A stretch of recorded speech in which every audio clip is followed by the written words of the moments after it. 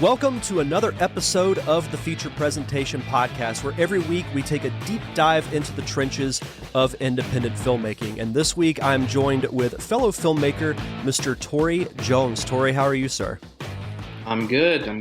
Thank you for having me. No, absolutely. And, we were just talking before we started, really any kind of publicity you can get for your movie. And as a filmmaker myself, I know the trials and tribulations you can have with marketing. And I know a lot of people forget about it because you're so focused on the creative and, getting the movie done. But there are, as I'm sure you know, many facets to filmmaking. So I appreciate you taking the time.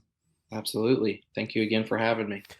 So I did want to get a little bit of your backstory, because some of your films, I was looking at your IMDb, and you've got some really interesting titles that you've been involved with. So what was it that made you want to get involved with filmmaking in the first place? I think when I was younger, my dad and me, sort of our thing was to always go down to the little video store down the road. And I was just enamored with the horror posters that I would see on the walls of this little rinky-dink movie store, and I miss those days for sure. But he would always set me down and introduce me to horror films, and I kind of became addicted to them because I would be scared, but then I would laugh afterwards that I was scared, and it was that feeling of just, I can't believe that this thing made me feel that way, that I think I just gravitated towards. And from that point on, I wanted to tell stories and make movies. What were some of your favorite horror movies growing up? Well, the first horror movie I ever saw was actually Tales from the Crypt, Demon Knight. And I was like 5 or 6 when I saw that film. But obviously my favorite, it's become cliched, but my favorite horror film is Carpenter's Halloween. And then, I'm a sucker for 80s, 70s slasher movies. Those are my guilty pleasure. I love the genre, and most of what I've done has been slasher films. Yeah, I would agree with you there. Is in addition to the actual movie, I think the music from the original Halloween is so important to not just that movie, but the entire genre, because you think of iconic horror themes, I think Halloween has to be right up there at the top. Yeah, I agree 100%. That film just, it just transcends, I think, the genre. I think even the small things that he did with that film, and obviously the score he did himself, being one of the things that just is immediately when you hear it, you know what it is. Yeah, absolutely. I've enjoyed the new Halloween films too. Bringing Jamie Lee Curtis back and kind of retconning the sequels, but continuing the story of the original. And of course, we've got Halloween Ends coming out, in a few weeks. So I'm very curious to see how they wrap it up. Yeah, I am too. I love Halloween. I think that what Blumhouse has done with this trilogy is to have a story that is cohesive, I think is great. And I'm actually kind of bitter because 2 of the people from the original Wicked One got to work on these new movies. Our lead for the Wicked One and Wicked Ones, Dale Miller, he got to do stunts on Halloween 2018. And then the guy who plays the Wicked One in the original Wicked One movie, he got to work on Halloween Kills as a production assistant. So that really that made me a little salty for sure that they got to work on those films and I didn't. So, but it also adds some credibility to your films too, that they went on to be a part of that. So I think that also speaks highly of you. I hope so. It should have been me, though. It should have been me. Hey, one day, you never know. Horror's always going to be around. So I'm sure there'll be plenty of other opportunities. So you grow up a fan of horror and slasher films. What do you do to ultimately kind of get the ball rolling as far as becoming a filmmaker? So I had always wanted to make movies, and as a young kid and adolescent, we sort of made backyard movies with a camcorder and Halloween masks and stuff like that that were atrocious to watch. But what really set it off for me is I was working a haunted house in 2008, and I was a 19-year-old kid at the time, and they were filming a movie where we were working at this haunted house.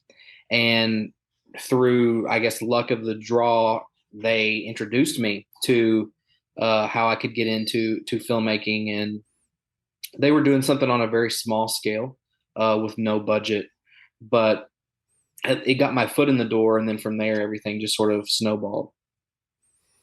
Well, then you actually started your own production company as well, which there's some pros and cons to that as well, because it's great to have your own company, your own LLC that you can kind of run everything through. So, how was the process of starting that?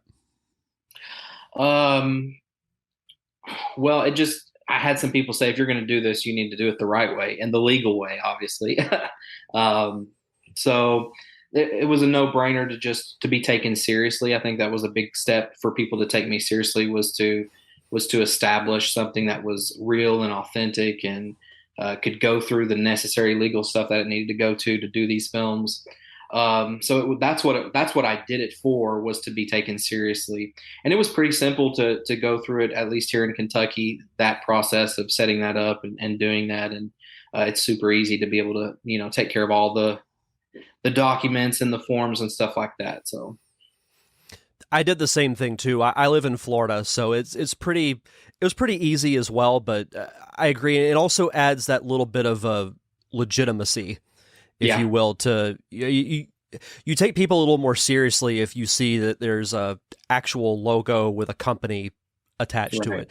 And your logo is really cool. I was telling you this, before we started as well. It has kind of that like old cartoon style of look to it, which is really cool. Yeah, we had this is actually our second logo. We had a logo that was a little more simple, and when we started actually with Wicked Ones, we started going in a different direction with the kind of films we wanted to do. And I just thought it was a good time to sort of rebrand that logo and do something that was a little more representative of the tone of film and the style of film that we wanted to tell moving forward. Absolutely. So there's one title in particular that as soon as I saw it, I knew I had to ask you about it. Tell me about Killbillies. Oh God. uh, oh my God. So Killbillies was my first film that I did, uh, starting like probably the first thing I did where it actually was finished. And that was in 2011. Now this was before the company had been formed and all of that. So we shot this film at actually my wife's house. She was my girlfriend at the time, at her family's house on this lake, and it was just balls to the wall ridiculousness. It was a group of these backwoods redneck inbred hillbillies break into this family's family reunion lake home and sort of just destroy everything. So it was just crazy, just violence, everything like that. Just it was ridiculous. Well, That's it the had, title. Yeah. yeah. Well, the title was so great in the sense that it's one of those that immediately catches your attention. When I was looking at your IMDb, I saw that, and I'm like, I have to know more about this movie. It seems like one of those that was just an absolute blast to do. It was it was fun for sure, but it was just just ridiculous is the only way to really put it out there. It was just absolutely ridiculous. Yeah, but I'm sure it was a big learning experience too, because you said it was your first movie that you actually completed. Yeah. So what was the biggest lesson that you learned from making that movie? Um, the biggest lesson that I learned is that I need way more money to do this than I had making that making that movie, because I literally had no money for that film. And really things didn't kick off for me until 5 years later with The Wicked One. Um, So that even though that film was finished, that film actually didn't get a distro deal at the time. It got picked up by a company like way later because they were like, "Oh, we want your first film." I was like, "No, you don't."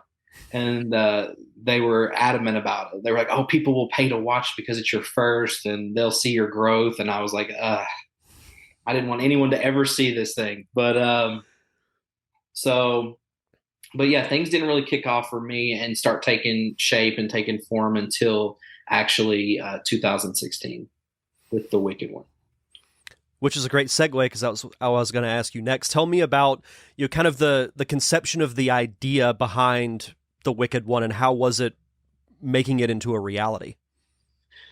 So with The Wicked One, I wanted to tell a story that sort of paid tribute to the films past that I loved, slasher films of the 80s and 70s, and Halloween in particular. There's a lot of similarities if you watch that film to Halloween, and that it's about an escaped mental patient who goes back to his property, and there is some friends who are there on a weekend getaway, and he sort of has his run-ins with them, and of course you know what happens from there. But that was very much just wanting to do something in that vein of Halloween, and I love, like I said, I love the Halloween franchise. It's probably my favorite.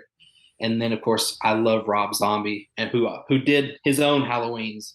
So it was sort of a combination of those two things, paying tribute to those things, and introducing a character like the Wicked One. Would you say that working on a Halloween film would be your like ultimate dream goal as a Yeah, filmmaker? yeah. If I could do that, then I would die happy. And like I said, the two guys that got to work on it, I which they brought me stuff from the set. Like they brought me some really cool stuff from the set. They brought me like the sides for some scenes that were shot, and then they brought me what else did they bring me? I can't remember, but they did bring me some stuff. But I still have not forgave them for getting to work on the Blumhouse Halloween movies. So. I know the feeling. If some filmmaker friends of mine got to work on a Star Wars film or one of the Star Wars series, I'd feel the exact same way. So I feel your pain. So tell me about the sequel to The Wicked One, which will be coming out when people listen to this. It'll be on the 13th of September. Wicked One. So what was kind of the idea to make a sequel, and how did you go about making that a reality? So the original Wicked One sort of took on this life of its own. Um, I had no idea that people would respond to it in that way, and this was a film that was literally made for $12,000. Nothing. So when we had our world premiere, there was like 600 people that showed up. And then when the film was released through our distribution company, it sold out all physical copies on day one of its first pressing. So literally everything was gone at the retailers. Then people started cosplaying as this character. There's actually like three different cosplayers in like different countries that dress up like this character. And I had like prop companies reaching out to me wanting the masks and wardrobe and stuff to, so it was just weird and bizarre. And I was like, you know, it, to me at least in my mind, I was like, I'm not sure that this film warrants this sort of response. It's great though to be known for something, um, but I couldn't really get out of that shadow of The Wicked One, which we shot in 16 and then it was released in 17. And then so we just decided, we're going to go back and we're going to do it. And I'm not sure what my mindset was at the time to redo it, but we wanted to take it in like a new direction. So we wanted to take the survivors of that first film and reveal, hey, they had children when they went on this vacation, and now they're coming back 10 years later to where all this stuff happened, and we're going to see the effects on those survivors, how each one has dealt with it differently. And then we're also going to touch on like how does violence and what the Wicked One did inspire more violence. So we sort of touch on that and how that his mythos and his legend has sort of inspired these two crazy copycats. So it goes off in a unique direction and its own direction, for sure. But it was really a no-brainer to do another one with the response to the first one. Um, Hindsight's 2020. I probably would have focused more on just that singular character of the Wicked One because that's what people seem to love and want more of. Uh, but that was why we decided to go back and revisit the whole thing and try to take it in a different direction. That's got to be like a very high form of flattery and praise to have people cosplay as a character from something that you created. Yeah, and I have friends that have worked on some bigger independent films like like Terrifier, and some other stuff that have they've told me pretty much that I need to this character has something about it and that I need to go back and revisit this thing and do it with a bigger budget and they think that this thing could really take on a life of its own, this character which people seem to respond to. Maybe it's the look of the character or the mask or whatever, but people seem to dig it. Yeah, I'm really excited to see what happens when the film is released, and hopefully it does grow bigger and maybe you get to do another installment, or who knows what could happen. Yeah, well, that's if I did go back and do another one, I think I would probably just wait until the 10-year anniversary in 16 or 17 and then see what we could do with it. Of course, we want to see how this one does, and how people react to this one, and yeah, we'll gauge it from there, I guess. Which, kind of touching on that, what is next for you? Do you have any other, projects that you have in the works? What's next in line for you? So actually, we shot Wicked Ones in 2019, and then the pandemic happened, um, like a few months later. So that was a process of getting anything completed and anything done, especially this film. So it's weird that it's literally been like 5 years since we shot this film that it's taken for it to come out. So since then, I've literally done two other films. One that is releasing in October, like worldwide, and that is They See You. It's sort of a Halloween coming of age film, and it is sort of I say it's like the Monster Squad meets Jumanji, and that these outcast brothers steal this mysterious board on Halloween and sort of unleash these Halloween ghouls onto their town. And then the other one that we just wrapped is we just actually wrapped it back in the beginning of August is a Phantom Fun World, which is about an abandoned indoor fun park and some creepy stuff that goes on there. So, and we actually had, we had Elsie Holt from Your Next in that, and Wes Robinson from Blair Witch, and then Ari Lehman, who played the first Jason Voorhees in the original Friday the 13th. So we had those three guys in that film, and it was super super fun to do that one as well. So that one is what we're working on right now in post, and then up next year we're looking at doing a film in the summer around June or July, shooting a film then. That's a lot of good stuff. No, I love the idea of the indoor fun park with Yeah, the kind of like cool Halloween twist on it. That sounds really cool. yeah, it was a lot of fun. We actually got to shoot at some indoor fun parks, so that was it was awesome to see. That's fantastic. This is normally where I ask my guest what their favorite movie of all time is, but because you're a Halloween fan, Mhm. and one of my good friends and a co-host of another podcast I do would probably kill me if I didn't ask this question. Because you're a Halloween fan, what are your thoughts on Halloween 3 Season of the Witch? I'm someone that enjoys the film for what it is. I think it should probably had not had Halloween in the title, uh, but I enjoy that film. I think it's a fun little its own thing. Um, Again, Halloween's always going to be synonymous with Michael Myers. But yeah, I enjoy that film. I think if it didn't have Halloween, it would be people wouldn't be so harsh on it. You took the words right out of my mouth. If it was literally just called Season of the Witch, I Yeah. think it would be a very highly regarded cult classic horror film. But because people don't know that that was the original plan for Halloween, was it was going to be an anthology series. But because Michael Myers was so popular, they brought him back. So they did away with the original plan. But I'm with you. I actually really like that movie a lot. I actually saw Season of the Witch before I saw the original Halloween. Yeah. Because my friend that I mentioned, he told me watch this one first because it has nothing to do with the rest of the series. Yeah. Yeah. I enjoy that film. I think it's cool how they sort of tip their hat to it in the new film. So yeah, with the masks and everything. Yeah, that was really cool. And last question before we get out of here, do you have any website or social media you'd like to plug so the listeners can follow you? Yeah, I'm on Facebook and Instagram as it's at official Tory Jones. You can check me out there, keep up with some stuff, and then of course our website is jonestownfilms.com. And that's got more information about us and different media stuff and different interviews and what we're working on, what's coming up, and links to our previous work, which is all out there for people to see, and hopefully they dig it. Awesome. Well, sir, thank you so much for taking the time to have the chat with me on the show, and good luck with everything in the future. We'll have to have you back on to talk about some of your other projects too. Yeah, man, I appreciate you having me, and thank you so much for everything. Absolutely.